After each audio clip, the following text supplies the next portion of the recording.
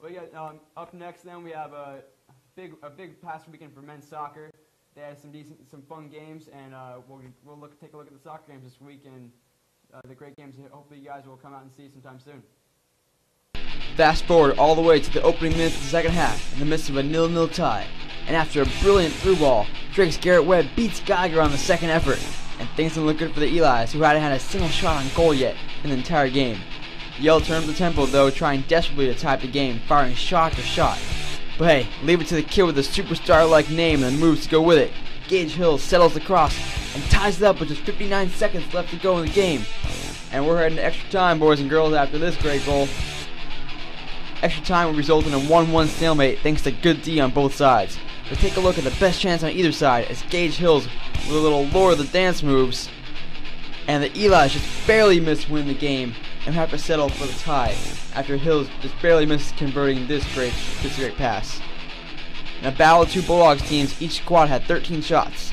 The only problem, most of Yale's shots were not on target. They'd hoped to improve their aim on Sunday when they traveled down to Omaha, Nebraska to take on the Creighton Blue Jays. Head coach, Coach Tompkins, called the Bulldogs' first half down at Creighton some of the best soccer he's seen the men play all year, as Gage Hills barely misses a scoring opportunity in the box. And then, sophomore stud Alex Kaczynski sends in a nice-looking strike, but right at Blue Jays keeper Matt Allen.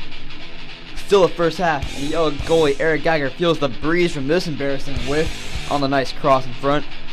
But then, Creighton's Michael Kraus gives the Eli's a little scare here with a mammoth shot that just barely misses burning a hole in the net, and definitely made Geiger think twice about 30-yard shots the rest of this game.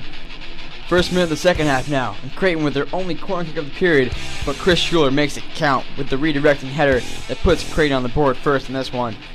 Just 4 minutes later, and some great ball movement by the Blue Jays penetrates the Eli defense, and there's nothing Geiger can do about that one, as Jeff Thayer scores his second goal of the year. Creighton would tack on a third for the 3-0 lead, and despite outshooting the home team 8-5 in the second half, Yale could just not pull in and remain winless for their third straight game. The men will be looking for a little confidence and vengeance on Wednesday when they travel up to New Jersey to face Fairleigh Dickinson for their last game before Ivy start up. The men didn't necessarily play their best football up at Fairleigh Dickinson on Wednesday, but nonetheless they came away with the win, thanks in part to an own goal scored by FDU in the 84th minute, and a PK, which was a game-winning goal in the 88th minute by Gage Hills. In fact, they only had 2 shots on goal the whole game, and lucky for them, both were goals. Also notable, Dwayne Wiley got his first start of the season and performed fairly well. The men will hope to take the confidence from that win over Fairleigh Dickinson into this weekend with their Ivy opener at home versus Princeton. Meanwhile, on another sport that we haven't talked much about, the women's tennis team opened up their competition this weekend with an impressive showing at the Princeton Farnsworth Invitational. Team leader Janet Kim won all 4 of her singles matches, playing at number 1 seed. Also notable was sophomore Lillian Nguyen, who's a standout playing at number 4 seed in singles. Look out for the team in their next match when they travel to College Park to play in the University of Maryland Invite. Turning to men's tennis, Brandon Y lost in 3 sets to Harvard's number 1 Ashwin Kumar in the consolation quarters of the UVA Invitational. This weekend, the entire team, except for Y, will be playing in the Princeton Farnsworth Invitational. And turning to women's soccer, they had 2 tough games this past weekend against Hartford and UMass, but they had a lot of good freshmen playing, so it looks like a bright future for our women's team. Let's take a look. On Friday, September 15th, the 1-2-1 Yale Lady Bulldogs soccer team battled UMass in the pouring rain. The Bulldogs took a lead late in the first half as Trista Chosky scored a goal assisted by Sophia Merrifield in the 41st minute of the game.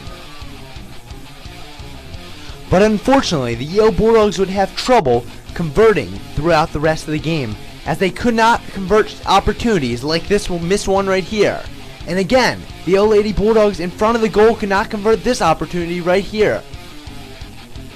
And UMass was quick to take advantage of Yale's missed opportunities, as leading scorer Britt Canfield tied the game at 1 in the 71st minute, kicking it right through goalie Susie Starr's hands. And in the 90th minute of the game, this foul by Eliza Walper would set up a very costly direct kick for the Bulldogs, as Nadia Villarojo converted this direct kick into a goal to win the game for UMass, 2-1. First, just your assessment of the game. We had a lot of chances out there, just maybe a lack of finishing, or what do you think? Yeah, no, you're absolutely right. I thought we played well enough to win the game. Just didn't finish some of our chances early. And soccer is one of those games where you don't get the second goal, and then it's a one-goal game, one little mistake, and then the other team's back in the game.